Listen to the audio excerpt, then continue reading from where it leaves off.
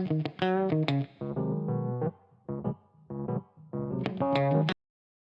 Welcome back to गुल की उड़ान। कैसे हैं आप लोग? जैसा कि आप लोग देख रहे होंगे कि 2-3 दिन से मैं कोई भी वीडियो अपलोड नहीं कर पा रही हूँ, क्योंकि आप लोग को पता है कि हमारा रमज़ान का महीना स्टार्ट हो गया है। कल जो था वो हमारा पहला रोज़ा था और आज है दूसरा रोज़ा। अब इसके साथ साथ हमें अपनी स्टडी पे भी ध्यान देना है, तो सवाल ये उठता है कि मैं अपने टाइम मैनेजमेंट को कैसे परफेक्ट तरीके से मैनेज करूँ। तो मैं आपको अपनी सारी रूटीन बताने वाली हूँ। आपको पता है कि रमज़ान का महीना जो है वो 30 दिन चलता है और इसमें काफ़ी सारी इबादत करनी होती है, नमाज़ किताब पढ़ना होता है और उसके साथ साथ हमें अपनी पढ़ाई को भी कंटिन्यू रखना है। तो थोड़ा सा तो दिक्कत आएंगी और पहले के जैसा पढ़ाई तो नहीं हो पाएगी, लेकिन फिर भी इसमें हमें अपने टाइम को अच्छे से मैनेज करना है। तो मैं आपको बता दूं कि जैसा कि मैं आप लोगों को पता है सीटेट का मैंने एग्ज़ाम दिया, पेपर तो मेरा उतना अच्छा गया नहीं है, लेकिन अब आंसर की आएगा तो देखा जाएगा। और बीपीएससी टीआरई 4 का जो फॉर्म है वो तो मैं फ़िल नहीं कर पाऊँगी, क्योंकि सीटेट क्लियर चाहिए और प्लस बीएड भी आपका फ़ाइनल होना चाहिए। तो बीएड अभी 3rd सेमेस्टर का मैंने एग्ज़ाम दिया है और स्टेट का भी एग्ज़ाम वगैरह में मैं भर नहीं पाई हूँ, क्योंकि बीपीएससी टीआरई 4 वाले में जिनका बीएड में अपीयरिंग है वो एग्ज़ाम में फॉर्म फिल नहीं कर सकते।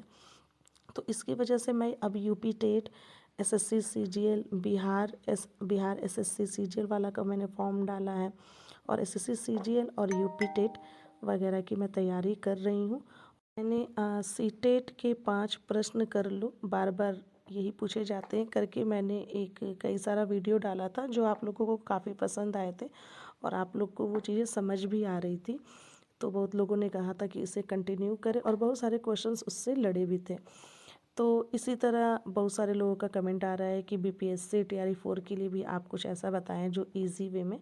तो हालांकि आप लोगों को पता है कि मैं एक मैथ्स टीचर भी हूँ और क्लास 10 तक के बच्चों को मैं पढ़ाती भी हूँ। तो जैसा कि मैं आप लोगों को बता दे रही हूँ कि मैथ्स का जो है परसेंटेज का 2-3 वीडियो मैंने डाला हुआ है बेसिक से, और जिनकी बेसिक एकदम कमज़ोर है तो एक बार वो प्लेलिस्ट जाकर देख लें, परसेंटेज डे 1 डे 2 डे 3 करके। अगर आपको वो चीज़ें समझ में आती हैं तो मैं आगे भी इसको कंटिन्यू रखूँगी।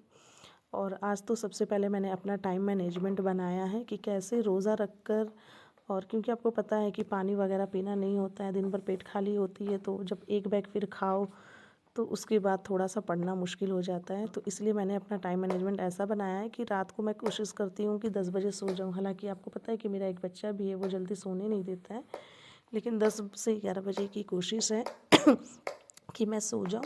और उसके बाद 4:30 बजे उठना पड़ता है सहरी खाने के लिए, और वो खाने के बाद मेरा यही इरादा है कि नमाज़ और थोड़ा सा कुरान शरीफ पढ़ने के बाद मैं अब अपनी प्रिपरेशन में लगूँ। यानी 8 बजे स्कूल भी जाना होता है, तो 5, 5:30, 6 से लेकर 1-2 घंटा मेरे पास जो टाइम है वो मैं अपना मैथ्स और जो भी रीजनिंग वगैरह है या हिंदी है, यूपी टेट में हिंदी भी पूछे जाते हैं, उन सारी चीज़ों पे मैं ध्यान दूँ।